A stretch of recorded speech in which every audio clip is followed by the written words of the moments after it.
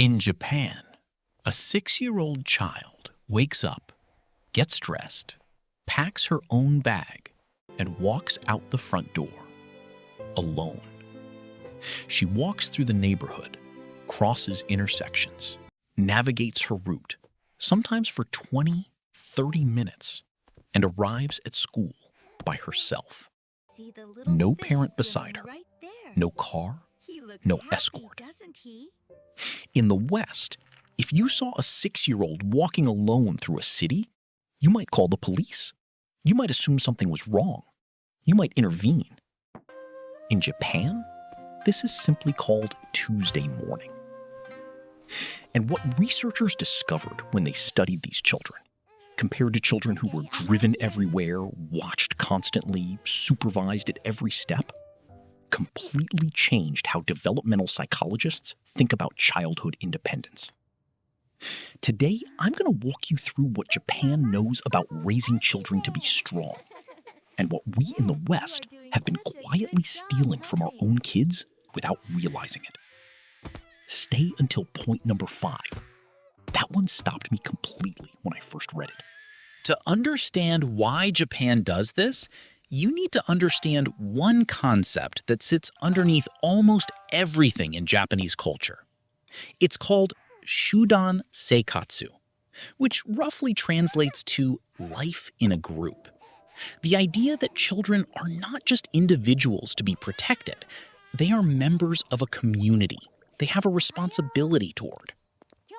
From the very first day of school, Japanese children are taught that they are part of something larger than themselves, their class, their neighborhood, their city, and that belonging to something larger comes with both rights and duties. One of those duties is the walk to school. Japanese children walk in small groups called Todan, organized by neighborhood, led by older students, supervised not by adults, but by the children themselves. The oldest child in the group is responsible for the younger ones. They wait for each other, they cross together, they arrive together. It looks like a commute. It is actually one of the most sophisticated character-building systems in the world, and it begins at age 6. It builds genuine confidence, not performed confidence. There is a difference between a child who has been told they are capable and a child who has proven it to themselves. Every morning that a Japanese child walks to school alone, they accumulate evidence. Evidence that they can handle the world, that they know the route, that they can cross the road, that they can be trusted. This is what psychologists call self-efficacy, a person's belief in their own ability to handle challenges. And the research on it is unambiguous. Self-efficacy is not built by praise. It is built by experience, by doing hard things and surviving them. A 2015 study in the Journal of Developmental Psychology found that children who regularly navigated their environments independently showed significantly higher self-efficacy scores by age 10, and that this advantage compounded over time, showing up in academic performance, social confidence, and emotional resilience well into adolescence. You cannot tell a child they are capable. They have to find out for themselves. Next time you are about to do something for your child that they could do themselves, pause. Ask, am I helping them or am I stealing an opportunity from them? It teaches them to read the world, not just a screen. A child walking alone has to pay attention. They have to read traffic, read people, read weather, read their own body. Am I tired? Am I lost? Do I need to slow down?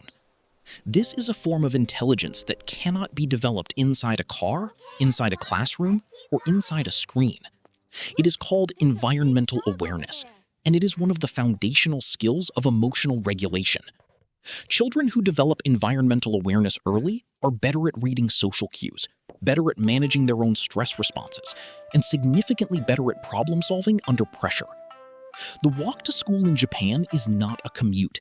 It is a daily training ground for one of the most important cognitive skills a human being can possess. Give your child unstructured time outdoors, alone or with peers, without adult direction. Even 20 minutes daily. The research on what this does to the developing brain is extraordinary. This next one is the one that surprised me most, because it has nothing to do with the child. It has everything to do with what the parent has to do. Here is the part nobody talks about when they discuss Japanese childhood independence. The first morning a Japanese mother watches her 6-year-old walk out the front door and disappear around the corner, she is afraid. Of course she is. But she does it anyway. Because Japanese culture has collectively decided that fear is not a sufficient reason to prevent a child from growing.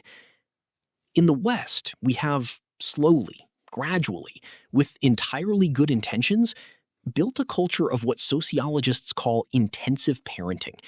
The belief that a good parent is always present, always watching, always involved, and that love is measured in proximity and protection. Japan has a different belief, that love is measured in trust, that the greatest thing you can give a child is the experience of being trusted, to be capable, to be safe, to find their own way home. Protecting a child from all difficulty is not love. It is, in a very quiet way, a statement that you do not believe they can handle the world. Japanese parents believe they can, and so they do. Ask yourself honestly, which of my protective instincts are about my child's safety, and which are about my own anxiety? They are not always the same thing. The older child becomes a leader, whether they want to or not. Remember the Todan, the neighborhood walking group. The older child, perhaps 10 or 11 years old, leads the group. They wait if a younger child is slow. They help if someone drops something. They are responsible. This is not optional. It is the system. And what it produces, without any teacher, any classroom, any formal instruction, is leadership. Real leadership. The experience of being accountable for other people's well-being before you are old enough to drive. Research on peer mentoring consistently shows that the child who teaches and leads gains as much as, sometimes more than, the child being taught. The responsibility of caring for others builds empathy, patience, and self-regulation in ways that no individual achievement can replicate. Japan has been running this experiment every single morning for 100 years. Give your child opportunities to be responsible for others. A younger sibling, a class role, a neighborhood task. Real responsibility for real people. Not a practice run, the real thing. We are halfway through, and this next point is the one I told you to wait for. Point 5. Here it is. It is the community, not the parent, that keeps them safe. Here is the piece of the Japanese system that Western observers almost always miss. Japanese children do not walk alone in the sense that they are unseen. They walk alone in the sense that no parent is beside them. But the community is watching. In Japanese neighborhoods, there is a deeply embedded culture of Mimamorti, a word that means watching over, where adults in the community keep an informal, unobtrusive eye on. It is the community, not the parent, that keeps them safe. Hero point. Slowest section of the video. Nearly a whisper at key moments. Full pause after the big line. Do not rush a single sentence. Here is the piece of the Japanese system that Western observers almost always miss. Japanese children do not walk alone in the sense that they are unseen. They walk alone in the sense that no parent is beside them. But the community is watching. In Japanese neighborhoods, there is a deeply embedded culture of Mimamorti, a word that means watching over, where adults in the community keep an informal, unobtrusive eye on children moving through the neighborhood. The man at the corner, the woman at the flower shop, the crossing guard who knows every child's name. Nobody is assigned to this role. Nobody is paid. It is simply the behavior of a community that has decided, collectively, that children belong to all of us. The West solved the problem of child safety by putting one parent in charge of one child at all times. Japan solved it by building a community that holds all children together. Both approaches keep children safe. Only one of them raises children who feel they belong to something larger than their family. Only one of them produces children who grow up believing the world is fundamentally trustworthy. Know your neighbors. Let your children know your neighbors. A community that looks out for each other's children is not old-fashioned. It is one of the most powerful protective systems ever studied. It teaches them that effort has a destination. There is something simple and profound about walking to school that no car journey can replicate. You feel the distance. You feel your body moving through it. You feel the effort. And then you arrive. And the arrival means something because you earned it. This is not a small thing. It is a daily lesson in one of the most important truths a child can learn. Effort leads somewhere. Persistence has a destination. The hard thing, if you keep going, ends. Research in developmental psychology shows that children who regularly complete physical, effortful tasks, walking, carrying, building, develop significantly stronger delay of gratification than children who are carried through their environment. They are better at sitting with discomfort, better at finishing what they start, better at believing that the difficult thing is worth doing. The walk to school teaches this lesson twice a day, every school day, for 12 years. Walk with your child instead of driving, even occasionally. Let them feel the effort and the arrival. It costs nothing. What it builds is irreplaceable. It teaches them that effort has a destination. There is something simple and profound about walking to school that no car journey can replicate. You feel the distance. You feel your body moving through it. You feel the effort. And then you arrive. And the arrival means something because you earned it. This is not a small thing. It is a daily lesson in one of the most important truths a child can learn. Effort leads somewhere. Persistence has a destination. The hard thing, if you keep going, ends. Research in developmental psychology shows that children who regularly complete physical, effortful tasks, walking, carrying, building, develop significantly stronger delay of gratification than children who are carried through their environment. They are better at sitting with discomfort, better at finishing what they start, better at believing that the difficult thing is worth doing. The walk to school teaches this lesson twice a day, Every school day, for 12 years. Walk with your child instead of driving, even occasionally. Let them feel the effort and the arrival. It costs nothing. What it builds is irreplaceable. Final point, build back up slightly. Last line, say it slowly and then go silent. Full pause. Let it land.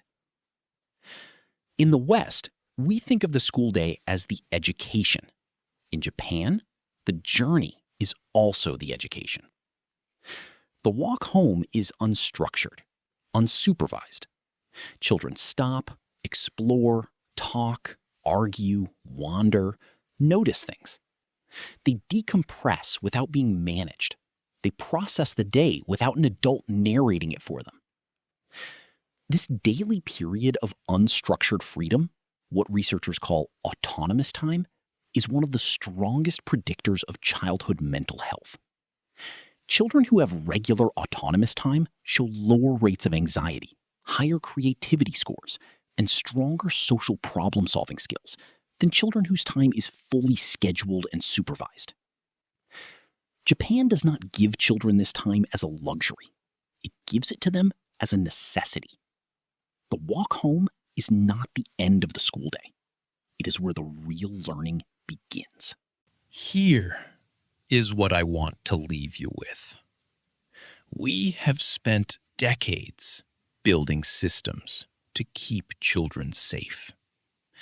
And those systems have worked, in the narrow sense that fewer children are physically harmed on the way to school. But something else happened at the same time. We raised a generation of children who had never navigated anything alone, who had never been trusted with a real distance, who had never belonged to a community in the way that Japanese children belong to theirs, not as passengers, but as participants. And we are now watching those children grow into adults who struggle with independence, with uncertainty, with the basic feeling that the world is a place they are capable of moving through. Japan did not create this problem, because Japan never stopped trusting children. The walk to school is not a commute. It is a declaration that this child is capable, that this community will hold them, that the world, imperfect and uncertain as it is worth walking through. Every single morning. Shift energy back up, warm and direct, and strong. Point to next video card immediately after. I want to ask you one question before you go. What is one thing you could let your child do alone this week that you have been doing for them? Drop it in the comments. I read every single one, and I think your answer might be exactly what someone else needs to hear. And if this resonated with you, I made a video on Japanese parenting habits that pairs perfectly with this one. It goes deeper into the philosophy behind all of it. It's right up there.